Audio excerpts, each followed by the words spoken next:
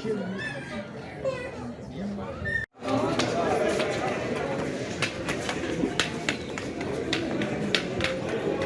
gucengaza.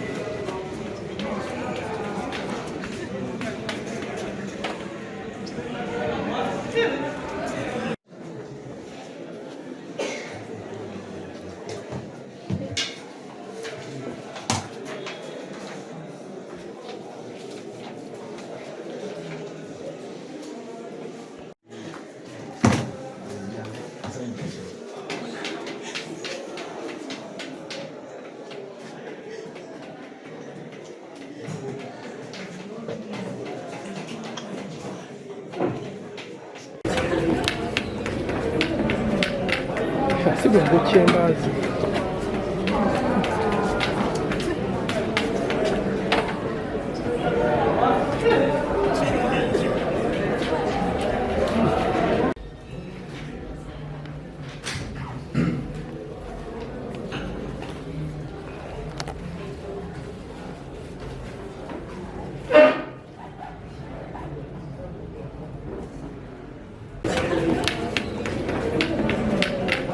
Hasigaye gucengaza.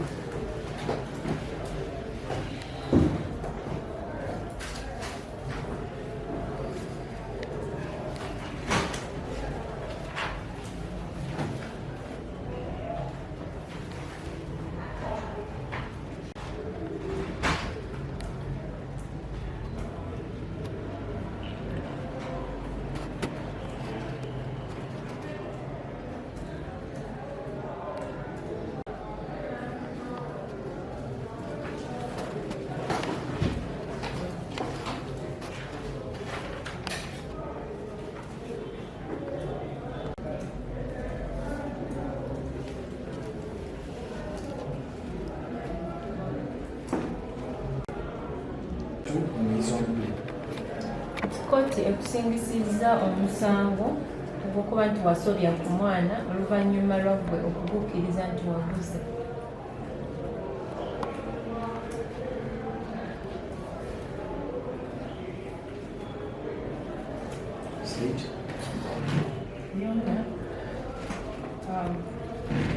I pray that the matter be adjourned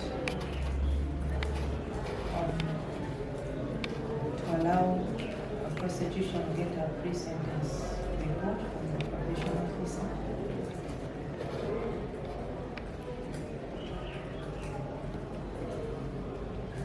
And also to interact with the complainant and the victim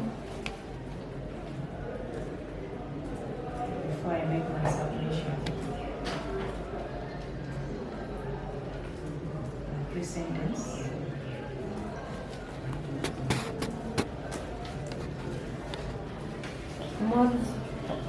Omuwabi wa gavumenti asabye kkooti babe nga bongezaayo omusango okubanga ayogerezeganyaamu n'akuvunaana n'omwana omuto eyasobebwako okubanga oweebwa ekibonerezo kyo.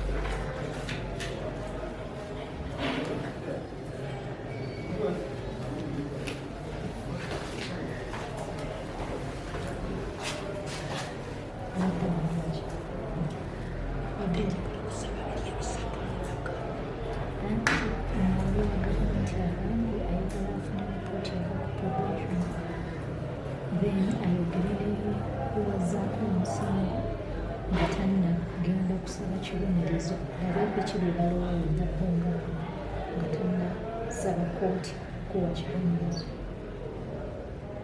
Kati kooti egenda kusaba bemulwaludde okukola ekyo. Kati Buganda Land State emaliriza okusaba nga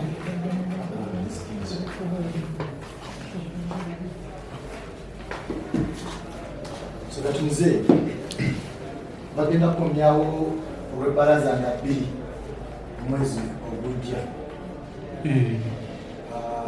Tulida wa gavumenti omwadde ogudde paka nga 2 omwezi ogujja okukomawo wano atubulire bwalowooza ku kibonerezo ki ekyokukuwa ye ensonga kuba kimukwongerayo omusango kisobose tulida wa gavumenti okugenda okwogeraganya n'abakubawaabira omusango n'okumanya byonna ebirala byetagisa okumanya ye okugenda mu maaso n'okuwa ekibonerezo. Oweekitiibwa nange nina kyensaba. Nsaba nga nfukamidde mu maaso ga kkooti. Nsaba Mukama Katonda Kitange neenenya olw'ekikolwa kye nakola. Neenenya ne mu maaso g'ekkooti kubanga ekikolwa kye bankozesa tekyali kirungi. Okusaba okwokubiri, Oweekitiibwa Omulamuzi, nsaba ndi musajja muzibe. Mu kkomera sisobolayo, ntambula bankwatiridde bukwatirizi, mu ttooyi bantwala butwazi, buli mulimu bagunkolera bukolezi.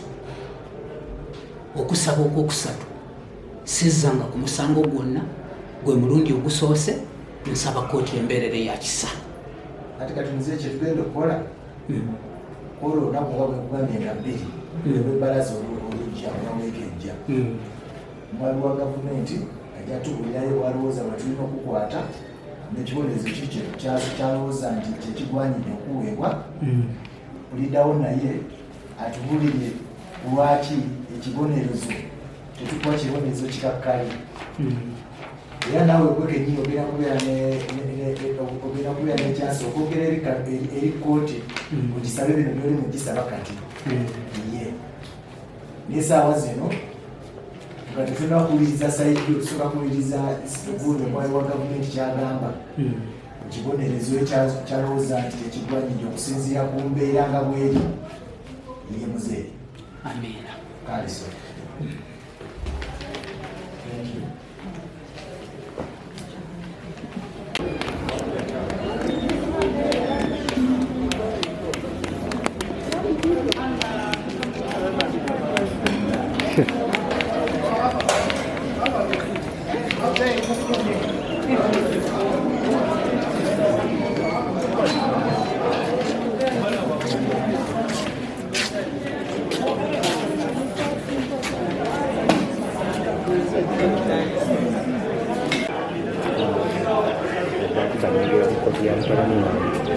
Yakyalimu nti yakyalimu